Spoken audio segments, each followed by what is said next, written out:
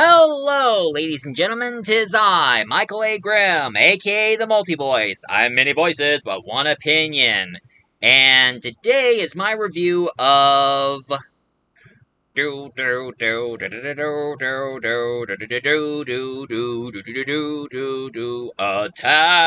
of the Killer Tomatoes! Attack of the Killer Tomatoes! They'll eat you, mash you, squish you, mash you, chew you up for lunch, and finish you off for dinner or lunch, dinner or lunch, dinner or lunch.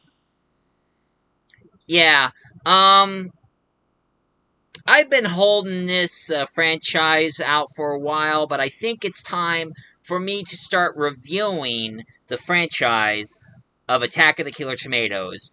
And for those of you who are wondering, here's one thing you should know about me. I don't like tomatoes. Yeah, you're gonna gawk at me and going like, oh no, you don't like tomatoes? Well, sorry, but I'm just not a big fan of tomatoes. I don't find it good at all. But here's one thing you should know. I like ketchup.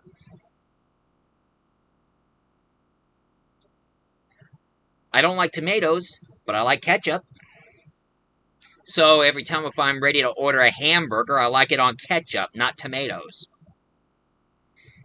And of course, anything that is tomato related, well, I hate tomato juice. I never did like tomato juice. But I do like tomato soup. I always enjoy a good tomato soup. And I'm also and I also am a big fan of gazpacho. So, I'm okay with V8. But anyway, besides my taste of, of course, the strangest thing of all, you guys should know, my brother hates ketchup. And I love ketchup. And he loves tomatoes. I hate tomatoes. And I remember one time, my mom, she cooked us a hamburger, and she put one with ketchup and one with tomato. But she accidentally gave me the one with tomato, while my brother got the one with the ketchup. So one thing my brother and I did, we swapped our burgers. So I can enjoy the ketchup while he can enjoy the tomato. But anyway, besides my taste of tomatoes, let's get to the review, shall we? Back in 1978, there was a movie horror parody because there's a lot of horror movies that are so corny and campy and cheesy that they made a parody out of it as a joke. And not many people know it becomes a cult classic even today, which is, in 1978, Attack of the Killer Tomatoes.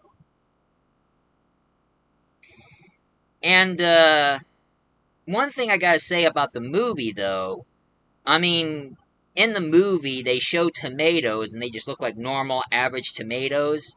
Except one thing you can tell that they are evil, they keep making noises. They always keep going like...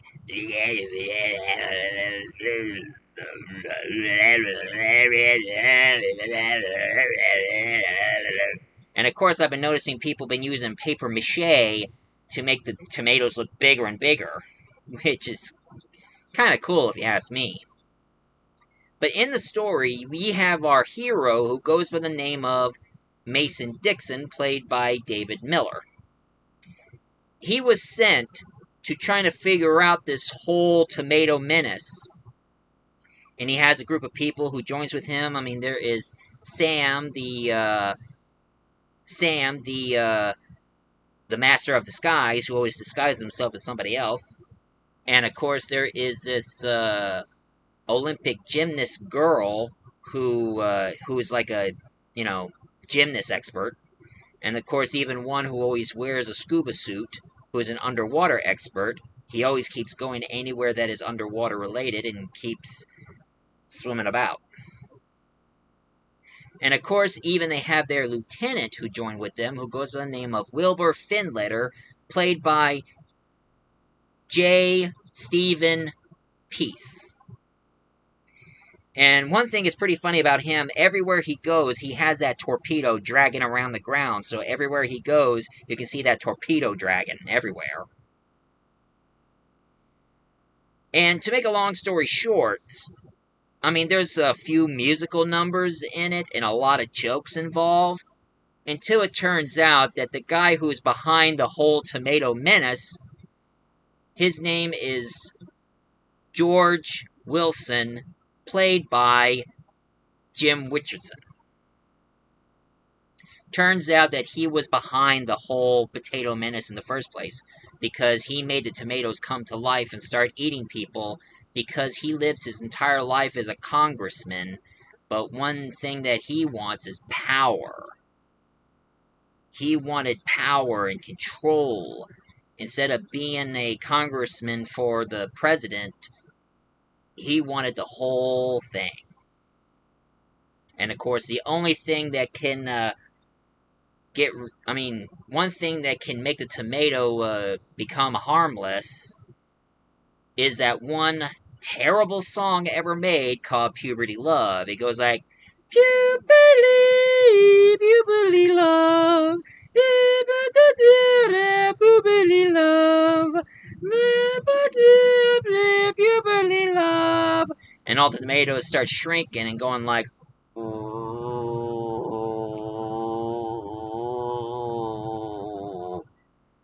I mean, I guess tomatoes can't stand that song, Puberty Love. And of course, there is this reporter named Lois who has been following Mason Dixon. And of course, as usual, at the end of the movie, he saves her from one of the tomatoes. And then they start falling in love in the most corny and cheesiest way possible. And then at the end, you see a piece of carrot coming out of the ground and says, "Alright, guys, they're gone now." Like, what are we expecting? Attack of the Killer Carrots?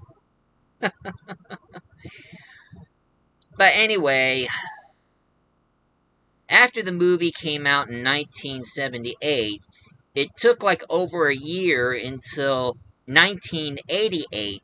They decided to make a sequel, which was way better than the first movie, and it was called Return of the Killer Tomatoes! Return of the Killer Tomatoes! And, what we have here, we have the main bad guy that they're kind of hinting that he was responsible for the Tomato Menace, besides George Wilson. Turns out that there is this mad scientist who goes by the name of Professor Gangrene, played by Gomez Adams himself, John Astin. And he has an assistant named Igor, but unlike other mad scientists who always have a hunchback cripple assistant named Igor, his Igor, I mean, he looks more like a yuppie pervert.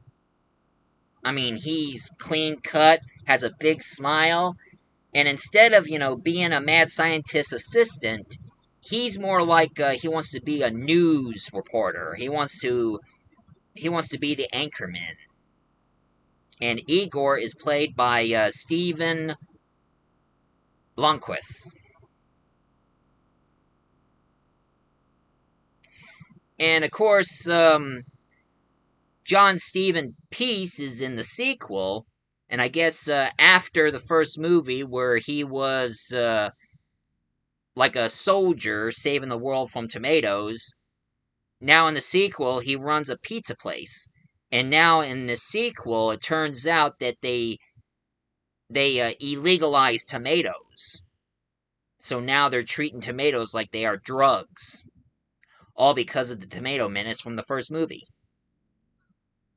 So Finletter runs a pizza place, but with no tomato sauce. So they always keep having these different types of pizza, but no tomato sauce. And even some of the ideas of those pizzas is kind of... I mean, would you like to order a pizza with chocolate syrup and cheese and sardines.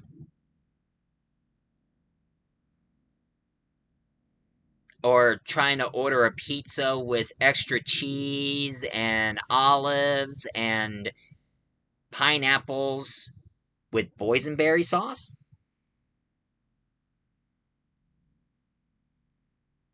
But anyway, he has a nephew who goes by the name of Chad Finletter, played by Anthony Stark. He is Finletter's nephew who works with him in the pizza place. But one thing it's pretty obvious, he is in love with this girl who lives with Gangrene, and her name is Tara, played by the lovely Karen M. Waldwin. And I gotta say, she was the most beautiful and very attractive woman I ever saw. It's just too bad she hadn't continued on with her acting career or haven't appeared in anything else afterwards. Well, it was the 80s. B-movie 80 films, they give women certain choices, but never give them bigger roles, sadly. But of course, in this movie, they have an adorable, friendly tomato character, and Tara decided to take care of him. His name is Fuzzy Tomato, although they shorten it to FT. Ain't he adorable? and of course, and of course, Chad has a best friend who goes by the name of Matt Stephen, played by the young George Clooney before he appeared in ER and started his career. I kid you not, George Clooney was in that movie. Huh, huh. But of course, George Clooney's character, he's one of those kind of guys who flirts with women, and he also was doing a false advertisement letting women have a chance to date Rob Lowe. Seriously? Rob Lowe? And he's doing these contests to see which of these girls will be pretty and sexy enough to date Rob Lowe. And how the whole scam goes, anybody who becomes number one will get a second prize, which is Chad, George Clooney's character. And also tell him about the Playboy centerfold opportunity. And, speaking of Playboy, I remember in that one scene in the movie where one of Chad's girl was laying on his bed. She was on the cover of Playboy magazine called Women's Amenza. And now, one thing I also discovered about her, I guess after her career on Playboy and a few movies she appeared in, now she ended up as a adult film star.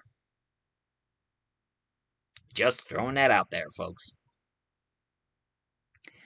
But anyway, the second movie got so popular enough that they decided to make a deal with the cartoon animated company and therefore created Attack of the Killer Tomatoes cartoons. Now, I remember watching that cartoon as a little kid, and that's the first experience I had with Attack of the Killer Tomatoes. And I remember that Attack of the Killer Tomatoes got so popular, they made a whole roll of Attack of the Killer Tomato toys. Now, one thing I gotta tell you folks, back then when I was a little kid, and I got so into the Attack of the Killer Tomato stuff, my grandma bought the whole set of Attack of the Killer Tomato toys. I mean, she bought me the whole set. But my carelessness, sadly, on my carelessness, I lost every single one of them. And even some of them ended up broke. Because I wasn't being too careful. Too bad. If I had any of those Attack of the Killer Tomato toys, I heard those things are very valuable now. If you find a couple of Attack of the Killer Tomato toys, They would have worth a lot of money. Imagine that. Oh, in case you wonder about my shirt, sorry, mine closed until further notice. I thought I should wear something funny. And of course, I also heard that there was Attack of the Killer Tomatoes. Attack of the Killer Tomatoes video game for Nintendo, which I did have a Nintendo, but I haven't found the game. But thank goodness I have this game stick. It has all the retro video games inside, and I found Attack of the Killer Tomatoes video game in this. It was pretty fun, hard as hell, but in the game, Professor Gangrene has a giant tomato rocket launcher, and he's planning to cover the entire town in tomato sauce so he can rule the world. So you play young Chad Finletter from the cartoon to go around battling against a whole army of tomatoes in order to stop the missile.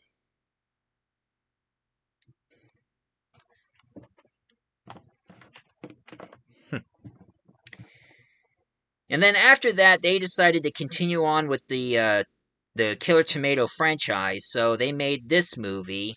Now, I remember in Return of the Killer Tomatoes, there was two guys who was running the projector showing us the movie, and then during at the end of the credits, there was somebody voicing over saying, "Okay, who brought these carrots in the set?"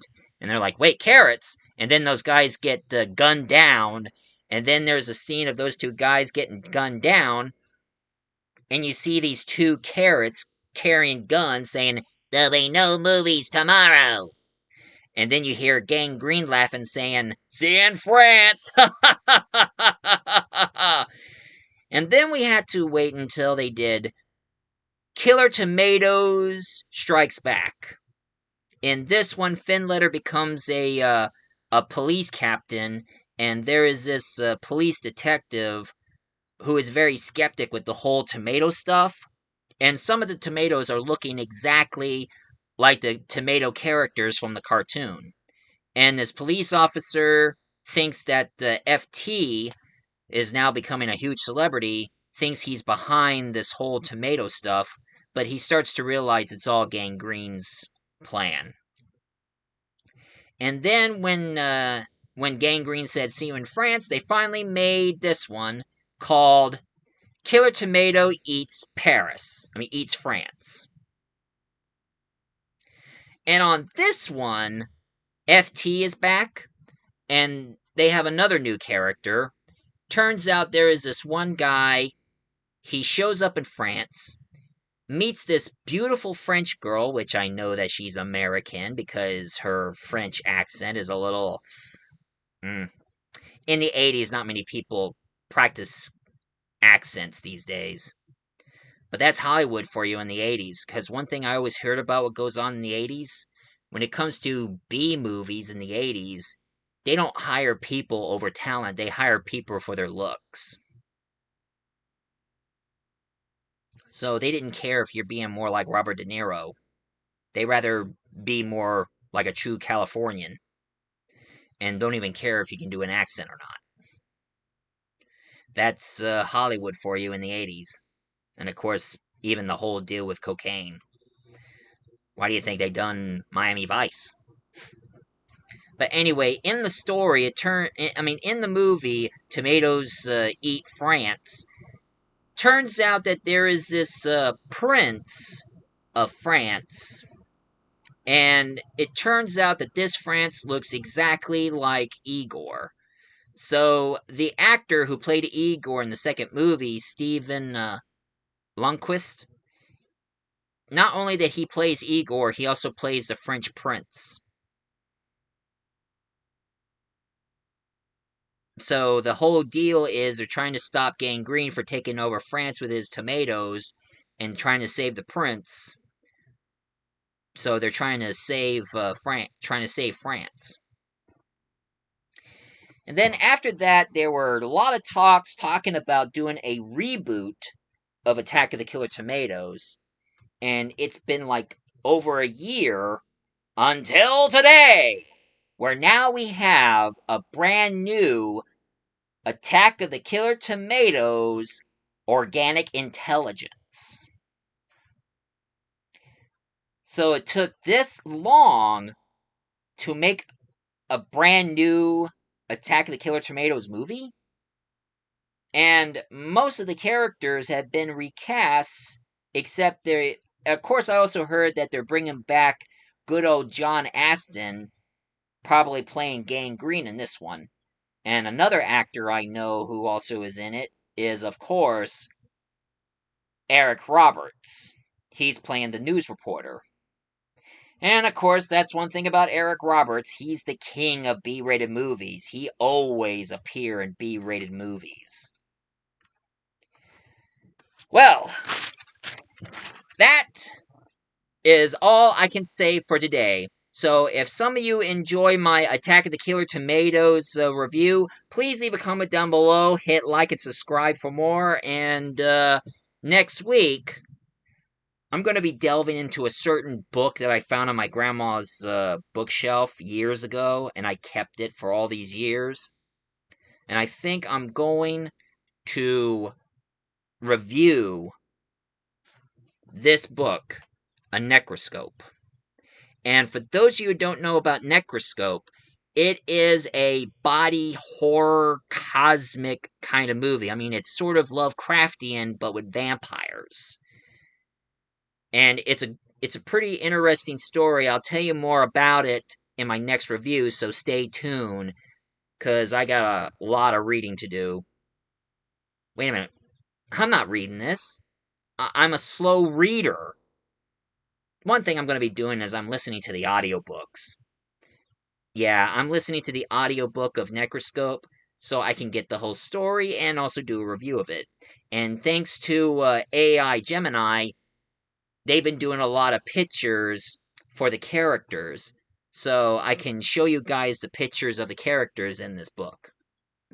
And you know, one thing I really want to say, before I'm going to say on the Multi-Voice Reviewer, is why haven't they done a movie in this? I mean, with the story and everything involving in this, how come nobody have never done a movie about it?